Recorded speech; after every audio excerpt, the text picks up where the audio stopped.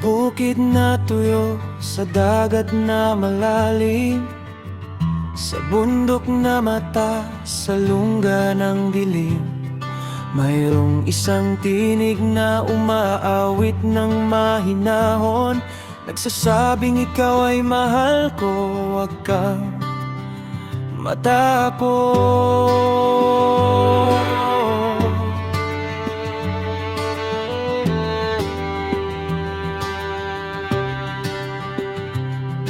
Ang hangin ay nagdadala ng mensahe ng pag-ibig, ang buwan ay nagliliwanag sa ating daan patungo. Hindi ito bunga ng kasiyahan o kalungkutan, kundi regalo mula sa may likha ng lahat ng bagay. Koro, ito ay pag-ibig mula sa Diyos lamang, tulad ng buhangin sa dalampasigan. Hindi mawawala, hindi mawawasak, laging nandito sa puso nating totoo. Ito ay pag-ibig na walang katulad, tulad ng ulan sa mga halaman. Nagbubuhay, nag-aalaga, nagpapalakas. Ito ang pag-ibig na tunay na kailangan natin. Pangalawang saknong.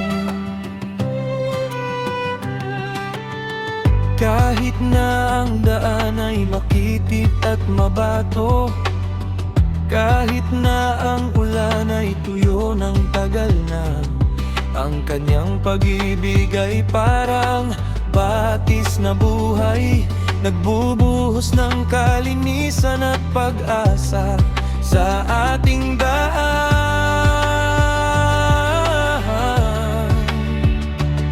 Ang mga dahon ay sumasayaw sa kanyang awit, ang mga ibon ay naglalakbay para iparating na tayo hindi nag-iisa sa daigdig na ito, dahil ang kanyang pag-ibig ay laging kasama. Koro, ito ay pag-ibig mula sa Diyos lamang, tulad ng buhangin sa dalampasigan. Hindi mawawala, hindi mawawasak, laging nandito sa puso nating totoo.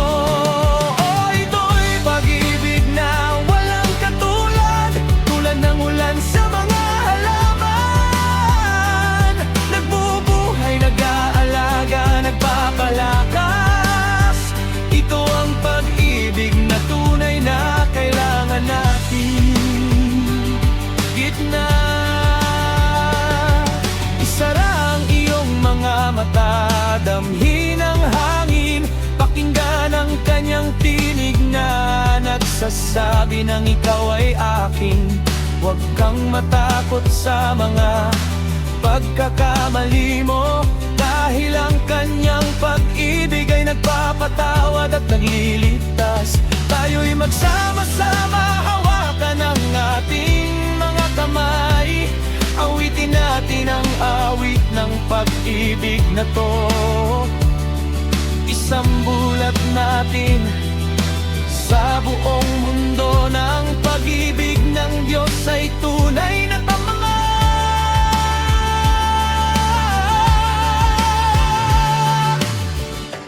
Pangatlong saknong. Sa mga simbahan, sa mga tahanan, sa mga lansangan at sa mga kalsada, ang kanyang pag-ibig ay umaabot sa lahat. Walang pinipili, walang tinatangi. Ang mga bata ay natututo ng kanyang awit, ang mga matatanda ay nagbabalik ng pag-asa. Ito'y pag-ibig na hindi nagwawakas hanggang sa huli ng panahon at sa kabila pa man.